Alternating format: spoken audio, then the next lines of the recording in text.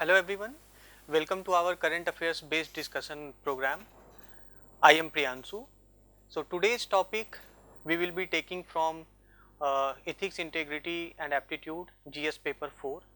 The topic is last year there was a bridge collapse in Morbi district of Gujarat. Okay, so पिछले साल अक्टूबर के महीने में ही 30 अक्टूबर 2022 को गुजरात के मोरबी जिले में एक पुल कोलैप्स कर गया था, टूट गया था। हाल में अभी कुछ दिनों पहले एक एसआईटी उस घटना की जांच के लिए गुजरात सरकार ने जो स्थापित की थी उसकी रिपोर्ट आई है। So the SIT preliminary probe report has come and that news was in the newspapers and how we can see and read that news from the perspective of UPSC GS4 particularly case studies। तो इस case को हम लोग समझने का प्रयास करेंगे।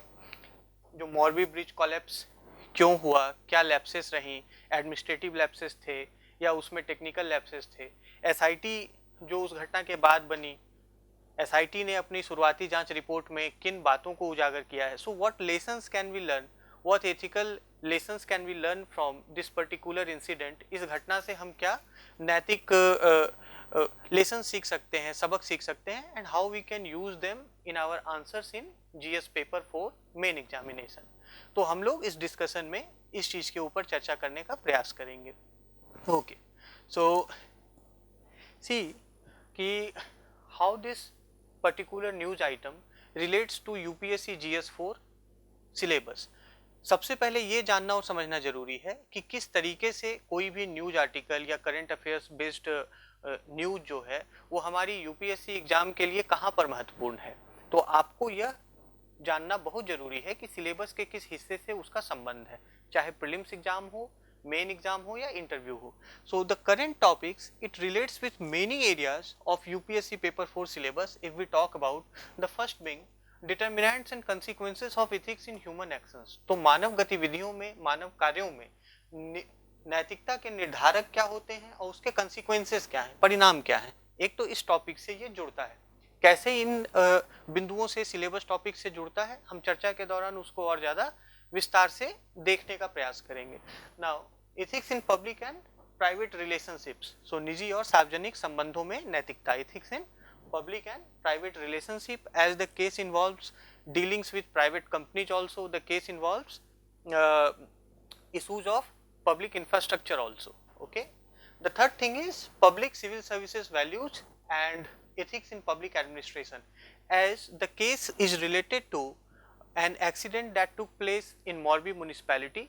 So it also relates to the municipal bodies, the local bodies and the governance or lack of governance in such authorities and bodies. So this topic, the present news article, it is related to this topic also.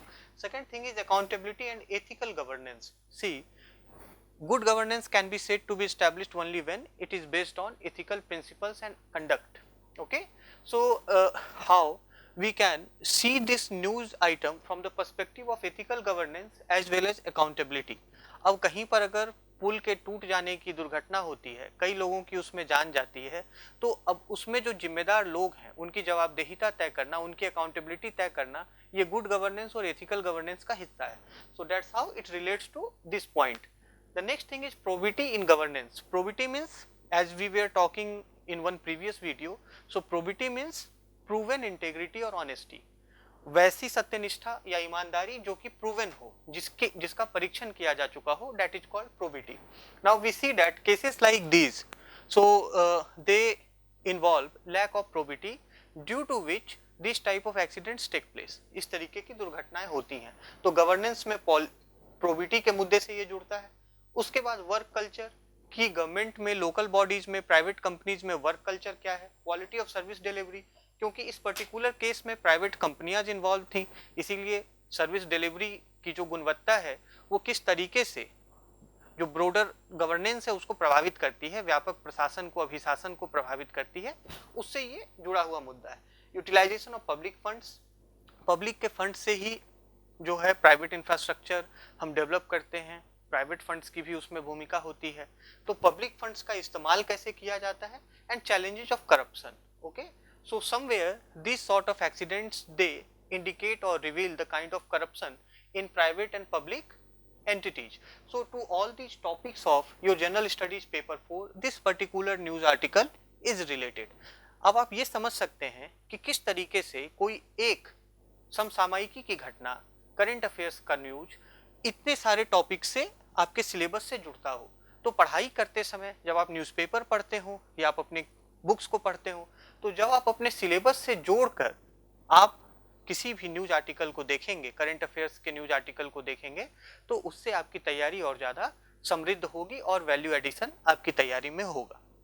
Okay, coming to, so how we will proceed in the discussion. First of all we will get familiar with the case. हम लोग ये जानेंगे कि इस case में वस्तुतः हुआ क्या था, actually what happened in the case, which are the stakeholders involved, किनके इसमें स्टेक्स इन्वॉल्व थे, किन लोगों का इसमें कंसर्न जुड़ा हुआ था, किनके इशूज जुड़े हुए थे, किसके इसमें इंटरेस्ट थे।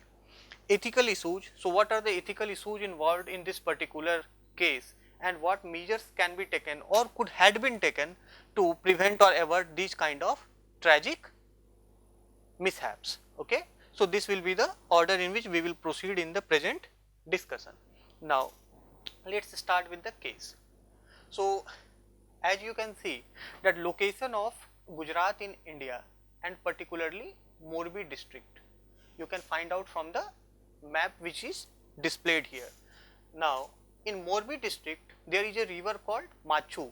So on this river Machu there is a bridge which connects, the bridge is around 233 meters long. आप यहाँ पे देख सकते हैं कि यह जो एक पुल आपको दिख रहा है चित्र में, so the bridge which is visible in the image, it is a satellite image of the area. So the bridge on the Machu river, it connects, it is on the Machu river in the Morbi district of Gujarat, and the satellite image displayed here, you can see the location of the bridge. So last year, and this bridge is a British era bridge. यह एक British काल का पुल है. It is a hanging suspension bridge. यह एक hanging suspension bridge है जो कि केबल्स पर सस्पेंडेड है. आप यहाँ पे इमेजेस में देख पा रहे होंगे कि ये केबल्स पर सस्पेंडेड है. So it is a major tourist attraction also in the Morbi district of Gujarat, and people visit this bridge so as a part of sightseeing. तो लास्ट ईयर 2022 में 30 अक्टूबर को यहाँ पर एग्जैक्ट शाम में लगभग 6:30 बजे के आसपास इस पुल पर दुर्घटना हुई और पुल कलेप्स कर गया. So this particular image is of the exact timing when the bridge was just about to collapse, and later on the bridge collapsed, and this is an image of the next day when the rescue agencies were put into action. ये जो घटना थी ये उसका विवरण है. अब देखें कि मामला ये था कि मोरबी म्युनिसिपैलिटी ने इस पुराने पुल के देख रेख, रेनोवेशन के लिए, रिपेयर और मेंटेनेंस के लिए एक लोकल इंडस्ट्रियल ग्रुप को कॉन्ट्रैक्ट दिया हुआ था. So they signed an agreement with a local industrial group called Oreva group. उन्होंने ओरेवा ग्रुप के साथ एग्रीमेंट किया,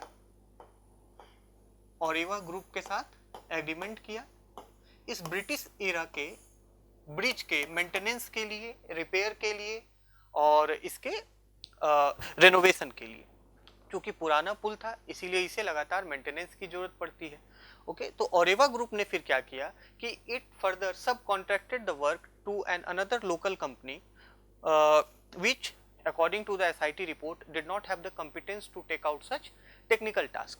तो ओरेवा ग्रुप ने फर्दर एक दूसरी लोकल कंपनी को इस पुल के रख रखाव और इस पुल के रिपेयरिंग वर्क को उसको फर्दर सब कॉन्ट्रैक्ट कर दिया. ठीक है, अब जब 30 अक्टूबर 2022 को यह दुर्घटना हुई तो उसमें 135 लोग मारे गए, 135 people were killed and 56 people were injured. तो काफ़ी संख्या में लोगों की जानें गई, काफ़ी संख्या में लोग उसमें इंजर्ड हुए और इस तरीके की जो है एक भीषण त्रासदी. These are man made disasters and it took place. इसके बाद काफ़ी ज़्यादा इस चीज़ पर बात होने लगी कि हम पब्लिक इंफ्रास्ट्रक्चर पर अधिक ध्यान नहीं देते हैं और जिस तरीके से हमारी प्रक्रियाएं हैं, प्रोसीजर्स हैं कॉन्ट्रैक्टिंग की, एग्रीमेंट करने की प्राइवेट कंपनी से, क्या हम उनके कॉम्पिटेंस को देखते हैं, उनके टेक्निकल एक्सपर्टीज को देखते हैं. So all these allegations started to come up. Based upon the seriousness of the issue, the Gujarat government it formed special investigation team. एक एसआईटी की स्थापना गुजरात सरकार ने की और हाल फिलहाल में अभी उसी एसआईटी ने अपने प्रिलिमिनरी प्रोब रिपोर्ट को गुजरात हाई कोर्ट के सामने प्रस्तुत किया है. प्रारंभिक जांच रिपोर्ट को गुजरात हाई कोर्ट के सामने रखा है. तो ये केस था जो हम लोगों ने समझने का प्रयास किया. अब ये देखें कि केस में, इस पर्टिकुलर मामले में एसआईटी ने अपनी प्रारंभिक जांच रिपोर्ट में, प्रिलिमिनरी प्रोब रिपोर्ट में क्या कहा है. उन्होंने तो सबसे पहले ये बात कहा है कि there is operational and technical lapses. Operational and technical lapses. First of all, SIT ने अपनी रिपोर्ट में कहा कि जिस कंपनी को मोरबी म्युनिसिपैलिटी ने रख रखाव के लिए और मेंटेनेंस के लिए काम दिया था, तो कंपनी की तरफ से इसमें ऑपरेशनल और टेक्निकल लैप्सेस पाए गए हैं. कंपनी ने कई मायने में वहां पर लैप्सेस की है. बहुत ही लैकेडेसिकल अप्रोच था और एसआईटी ने अपने प्रिलिमिनरी रिपोर्ट में कहा कि कंपनी के द्वारा काफी लैकेडेसिकल अप्रोच का प्रदर्शन किया गया है. लैकेडेसिकल का अगर हम बात करें तो इसका अर्थ होता है lethargic, showing lack of interest. तो एसआईटी ने अपनी रिपोर्ट में कहा कि कंपनी का जो अप्रोच था इस पूरे टास्क को लेकर वो काफी लेथार्जिक था. They showed lack of interest और concern for the project and it was completely lackadaisical. See this type of ethical terms also must appear in your answer. आपके आंसर्स में ये सब टर्म आने चाहिए. Lethargic, lack of seriousness or concern on the part of the company. Okay, and at times the reports submitted by this type of SITs or committees, they provide direct input for your answers in case studies. Okay, तो पहली चीज क्या कहा कि operational और technical lapses हैं. दूसरी चीज ये कहा कि फर्दर जो लोकल कॉर्पोरेट ग्रुप थी ऑरेवा ग्रुप, उसने इस टास्क को और एक किसी स्थानीय छोटी कंपनी को सब कॉन्ट्रैक्ट कर दिया according to the SIT report, which was non-competent or did not have the expertise to undertake the task. जिस कंपनी को दिया that was non-competent to execute the task. non-competent. जिसको सब कॉन्ट्रैक्ट किया वह कंपनी नॉन कॉम्पिटेंट थी इस task को करने के लिए. आगे अगर हम देखें तो एसआईटी ने अपनी रिपोर्ट में कहा है कि एडमिनिस्ट्रेशन के भी पार्ट से लैप्सेस थी. There were lapses on several administrative levels also, and it particularly highlighted the role of the president, the vice president and the chairman of the executive committee of Morbi municipality. इसने वहाँ पे जो local authorities थी उनके भी तरफ से खामियों को उजागर किया गया है एसआईटी रिपोर्ट में, जिसमें उस समय के प्रेसिडेंट, वाइस प्रेसिडेंट और एग्जीक्यूटिव कमिटी के चेयरमैन, उनको सीधा सीधा दोषी ठहराया गया है कि उन्होंने जो एग्रीमेंट किया था, ये जो एग्रीमेंट हुआ था म्युनिसिपैलिटी का ओरेवा ग्रुप से, उसको म्युनिसिपैलिटी के हाईएस्ट डिसीजन मेकिंग बॉडी जो जनरल बोर्ड होता है उसके समक्ष प्रस्तुत नहीं किया था. So what was the lapse on the part of these officials of the executive committee, that they did not produce the agreement before the highest decision making body of the municipality, that was the general board. Okay, so administrative lapses. Okay, administrative lapses. Administrative lapses. Okay, one more thing that has been highlighted by the SIT report is that after the renovation work was done, no fitness test was conducted by the company. जब company ने जो सब contractor थी, जब उसने पुल के रख रखाव के कार्य को पूरा किया तो उसके बाद उसका फिटनेस टेस्ट कंडक्ट नहीं किया, उसको सीधा ही पब्लिक के लिए ओपन कर दिया गया. That was again the procedure let down by the government. तो ये सरकार के नियमों के विरुद्ध है. आप कोई भी रख रखाव का कार्य करते हैं तो आप पहले उसको टेस्ट करते हैं, आप पहले उसका परीक्षण करते हैं. So without conducting any such fitness test, directly the renovated bridge, the repaired bridge was thrown open to the public. So One more thing which was pointed out by the SIT was that while the repair or maintenance work also, there was no restrictions on number of people who were assessing the bridge. पुल पर कितने लोग जाएंगे, कितने लोग एक समय पर उपस्थित होंगे, और जब पुल के रख रखाव का कार्य हो गया तो एक समय पर वहां कितने पर्यटक जा सकते हैं, इस पर कोई सीमा नहीं थी. So no such restrictions for accessibility of the bridge given its old construction history was done. So it was directly thrown open to public without taking due diligence or without following the proper procedures. So ये सब चीजें जो है वो preliminary probe report में सामने आई हैं. अब देखें कि इसमें स्टेक होल्डर्स इस केस में कौन कौन से हैं. Stakeholders means those individuals और parties which have an interest in the case, which have some concern related to the case, which have their stake or interest in the particular case. They are called stakeholders. हितधारक उनको बोलते हैं, stakeholders को हिंदी में हितधारक बोलते हैं. ये वह लोग या व्यक्ति होते हैं या वैसे समूह, संगठन या निकाय होते हैं जिनका सीधा सीधा हित जुड़ा हुआ होता है उस मामले से. So stakeholders are those individuals, groups or entities or bodies whose interests are involved in the particular situation. अब यहाँ पे stakeholders की अगर हम लोग बात करें तो कौन कौन स्टेक होल्डर्स हैं. सबसे पहले इसमें गवर्नमेंट स्टेक होल्डर है. The state government is the major stakeholder in the case. State government का क्या स्टेक जुड़ा हुआ है. So state government is responsible for maintenance of public infrastructure. अब वो किसी कंपनी को, किसी प्राइवेट एंटिटी को डेलीगेट करती है. सो सच entity should be competent, such entity should be capable of undertaking such task and must due procedure and diligence should be put in place before such assigning of task is done. Okay, so state government इसमें एक major stakeholder है. हमने बात की local authority की. So the Morbi municipality had done an agreement. So local authority or municipality is an stakeholder. Again, now see that public at large was the victim. About 135 people were killed.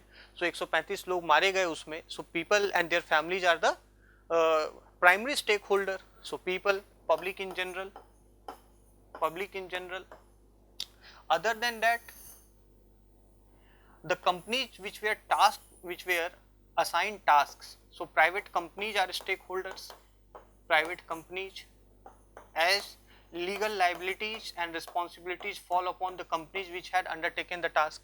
जिन कंपनियों को ये काम पूरा करने के लिए दिया गया था उनकी जवाबदेही है.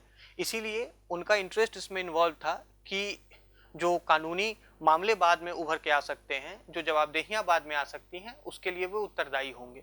So private companies. Other than that you see, as the matter is sub judice in the judiciary, so judiciary also becomes an stakeholder in the present case. आप किसी भी केस स्टडी में जब स्टेक होल्डर्स हाईलाइट करते हैं तो उसमें आपको जो इम्पोर्टेंट स्टेक्स जिनके जिनके इन्वॉल्व हैं उनको एनलिस्ट करना एक प्रायोरिटी ऑर्डर में इम्पोर्टेंट है. तो प्रेजेंट में the judiciary also becomes an stakeholder as it is the responsibility of the judiciary to ensure justice to the victims. Okay, to ensure justice to the victims and take corrective measures or direct corrective measures so that these type of accidents should not take place in future. And one other stakeholder, if you see, as we were talking that the SIT is undertaking the inquiry. So SIT again is also an stakeholder. Fine. To as the justice will be met only on the basis of the SIT report. So these are the stakeholders which are involved in the particular case. What are the ethical issues? If we think about the ethical issues, the first thing is that there was operational and technical lapses. So lack of competency on the part of the private company which was assigned the task. It is an important ethical issue कि बिना उनकी क्षमता की जांच किए हुए आप इतने महत्वपूर्ण कार्य को करने के लिए कैसे किसी कंपनी को असाइन कर सकते हैं. तो पहली बात क्या हो गई कि operational and technical lapses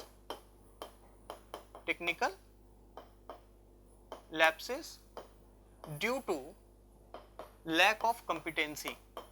due to lack of competency.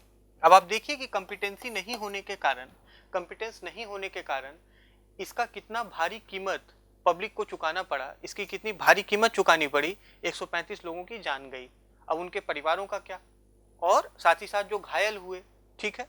तो operational and technical lapses. Second ethical issue is that the authorities of the government who were responsible for assigning the task did not follow the procedure and hence they failed to conduct their duty as public officials. Okay, so non fulfillment of duty by local authorities, non fulfillment of duty, non fulfillment of duty by local authorities, local authorities. The third thing is, as the SIT report also highlights, that there was no restriction on number of people who can access the bridge. क्योंकि वो पर्यटन स्थल है, tourist place है, तो एक बार में कितने लोग वहां पर जा सकते हैं, कितने लोगों को टिकट सेल की जा सकती है एक बार में, ताकि पुल के संरचना पर कोई खतरा ना हो। तो उस तरीके का कोई रिस्ट्रिक्शन नहीं था। Okay, so this also highlights that monetary benefit was the primary motive not the public safety. Okay, ethical issue आप इसमें लिख सकते हैं कि prioritising monetary benefit over monetary benefit over public safety,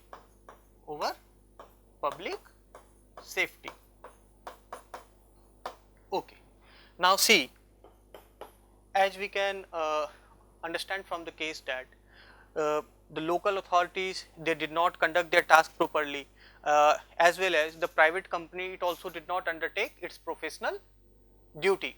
So there was somewhere lack of accountability. Okay, अगर इस तरीके के एग्रीमेंट्स किए जा रहे थे, रिपेयर वर्क किसी सब कॉन्ट्रैक्टर को दिया गया, तो इन सभी प्रक्रियाओं की मॉनिटरिंग कौन कर रहा था? क्या अच्छे तरीके से मॉनिटरिंग हो रही थी? अगर मॉनिटरिंग हुई होती तो इतनी बड़ी दुर्घटना घटती ही नहीं, ठीक है। तो अगर इतनी बड़ी दुर्घटना घटी, इसका ये अर्थ है कि जो लोग इसमें इन्वॉल्व थे उनके अंदर जवाबदेहिता नहीं थी। So they lacked accountability. So lack of accountability becomes an ethical issue. Due to lack of accountability, these type of major accidents take place. Lack of accountability. Lack of accountability both on the part of the private companies involved and the public officials engaged. See, and at the same time, when we go back to the case, the SIT preliminary report says that there was also faulty design found after the renovation work. So after the renovation work, no technical consultant was consulted, no technical expert was consulted, and the bridge was directly thrown open to the public. So violation of laid procedures is also an ethical issue. If the laid procedures had been followed, अगर हम ऐसा समझें कि मरम्मत के बाद अगर उसकी टेस्टिंग की जाती कि क्या ये पब्लिक के उपयोग के लिए अब सुरक्षित है, और टेस्टिंग के बाद अगर उसे आम जनता के लिए खोला जाता, तो शायद ऐसी दुर्घटना नहीं होती. Okay, so violation of laid norms and procedures is also an ethical issue. Violation of laid norms स्थापित नियमों का उल्लंघन. Laid norms and procedures. So these are several ethical issues which emerge out of this particular case. And if we talk about the kind of major public infrastructure which is prone to disaster, recently also we see in Maharashtra.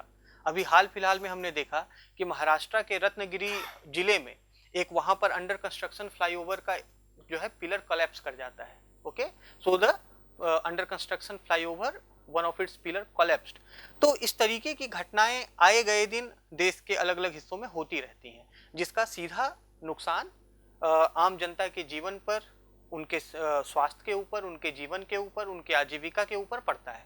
Okay, अब हम ये देखें कि कहीं ना कहीं indicate करता है कि those who have the power to execute tasks, so they are somewhere negligent and indifferent towards public concern and public welfare. तो हम ऐसा समझ सकते हैं कि एक लार्जर सेंस में इन केसेस में, इन तरीके के मामलों में, so the people who have the duty to fulfill their official task, they fail to do some duty, at the same time they lack concern for public welfare. उनको public welfare के लिए कोई concern नहीं है. So lack of empathy, as they don't care about people's life, lack of empathy and concern for public welfare, concern for public welfare. So these are the ethical issues, ये नैतिक मुद्दे हैं जो इस तरीके के मामलों से जुड़े होते हैं. जब आपसे एग्जाम में अगर नैतिक मुद्दे पूछे जाते हैं तो आपको स्पेसिफिक और ब्रॉडर दोनों एथिकल इश्यूज जो हैं उस केस के आइडेंटिफाई करके लिखने चाहिए. Now coming to the measures, as I told you that the reports or the findings of the inquiry committees, they serve as a direct source of input for writing suggestions or measures in these type of cases. तो आप उनको refer करते रहिए. अगर कहीं पर जांच report या समिति के जो recommendations आते हैं तो आप उसका एक नोट्स बना लीजिए, 4-5 पॉइंट्स बना लीजिए जो कि आपको आंसर लिखते समय डायरेक्ट इनपुट का काम करेंगे. तो अब यहाँ पे मेजर्स क्या लिए जा सकते थे. अब चूंकि हमने केस की चर्चा कर ली है, जो एथिकल इश्यूज हैं उसकी चर्चा कर ली, स्टेक होल्डर्स क्या हैं उसके बारे में बात कर लिया, तो क्या उपाय किए जा सकते थे या किए जाने चाहिए ताकि इस तरीके की घटना हो ही ना और लोगों का जीवन सुरक्षित रह सके. Assigning the task, assigning this type of crucial task of public nature to a competent agency. So for that a thorough examination of the contractors or the parties to which task is being assigned should be done. तो सबसे पहले क्या करना है कि जो local authorities हैं या जो एडमिनिस्ट्रेशन है वो वैसे ही कंपनियों को इस तरीके के महत्वपूर्ण कार्य दें, सौंपें जो कि इन कार्यों को करने के लिए कॉम्पिटेंट हैं. ओके, जो कि प्रोफेशनली कॉम्पिटेंट हैं और टेक्निकली कॉम्पिटेंट हैं. तो पहला मेजर क्या है कि असाइनिंग और contracting, assigning or contracting these works of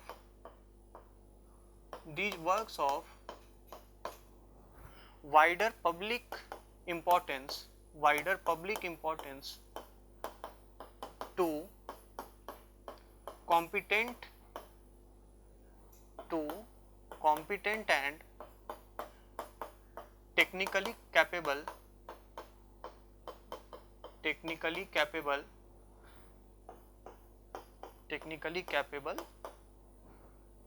companies. Okay, so this is the first thing, so that such accidents could not take place. And now the second thing is that while discussing the case, हम लोगों ने ये देखा जब case पे चर्चा कर रहे थे कि एक नॉन कॉम्पिटेंट कंपनी को मेंटेनेंस और रिपेयर का टास्क दे दिया गया. उसके बाद जब उसने रिपेयर कर लिया तो कोई भी फिटनेस टेस्ट कंडक्ट नहीं हुआ. तो सेकंड हम लिख सकते हैं कि conducting fitness test of the public infrastructure, conducting a fitness test. आप ये ध्यान रखिए कि इस तरीके के टेक्निकल टर्म्स जो हैं वो आपके आंसर में आने चाहिए, एथिकल टर्म्स आने चाहिए, जैसे कि कंपिटेंस की हम लोगों ने बात की है. So competence is a value. Okay, so conducting a fitness test of the public infrastructure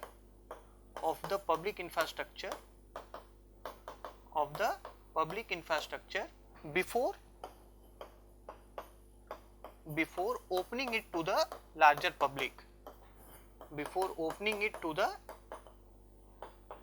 public, larger public. ये दूसरी चीज हो गई. चलिए, अब आपने उसका फिटनेस टेस्ट भी कर लिया, आपने पाया कि हाँ it is fit for public use, so you open it for the larger public. The third thing is constant monitoring of the condition of the infrastructure, particularly when such infrastructure is old. तीसरी बात ये है कि conducting constant monitoring of the condition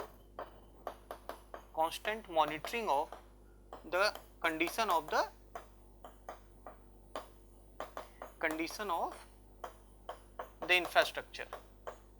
वो किस स्थिति में है उसकी कांस्टेंट मॉनिटरिंग की जानी चाहिए और जो भी अथॉरिटी उसके लिए रिस्पॉन्सिबल है उसको रेगुलर रिपोर्ट्स जो है वो सौंपे जाने चाहिए ताकि उसके स्थिति के बारे में लगातार पता किया जा सके।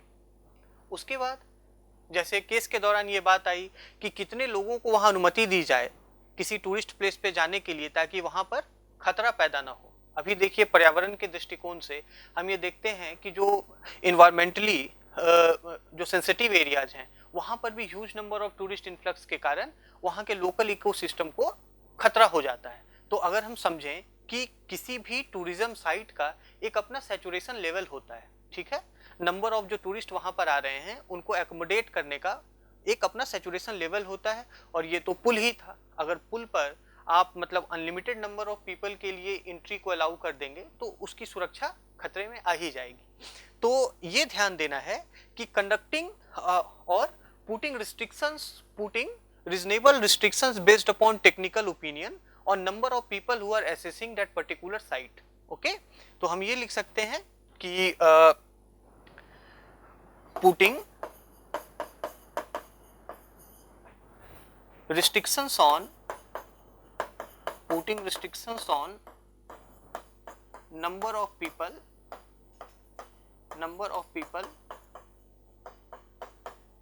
assessing such sites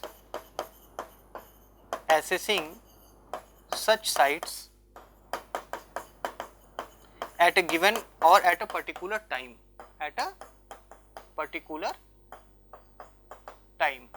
ये सब हम लोगों ने जो बात की ये करेक्टिव मेजर्स की बात की, ठीक है, ये जो है करेक्टिव मेजर्स हैं।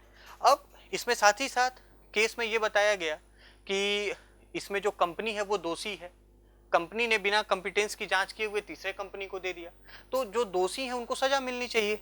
Okay, so after the incident took place the about 10 people were arrested. The MD of the company was arrested, 2 managers were arrested and few others involved in the project were arrested. SIT ने भी अपनी report में उन सभी लोगों को और जो कंपनी थी, जो लोकल कंपनी और एवा ग्रुप, उसको उसके प्रबंधन को पूर्ण रूप से जिम्मेदार माना, उसके इंटायर मैनेजमेंट को इस दुर्घटना के लिए जिम्मेदार माना। और जो 10 लोग इसमें हिरासत में लिए गए थे तो अब उन्हें क्रिमिनल प्रोसेस के द्वारा जो न्यायिक प्रक्रिया है उसके द्वारा सजा मिलनी चाहिए ताकि इस तरीके से जो मतलब गैर जवाबदेह व्यवहार जिसके दुष्परिणाम से इतने लोगों की जान चली जाए वैसा कृत्य या वैसे कार्य कोई ना करे। तो हम ये भी इसमें लिख सकते हैं मेजर्स में कि ensuring justice to the victims,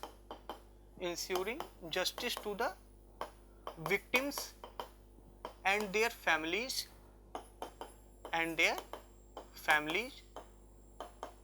किस तरीके से करेंगे? एक तो कि आप उन्हें कंपनसेशन देके करेंगे, so the victims and the injureds, the deaths, their families should be compensated, and the second thing is that ensuring punishment to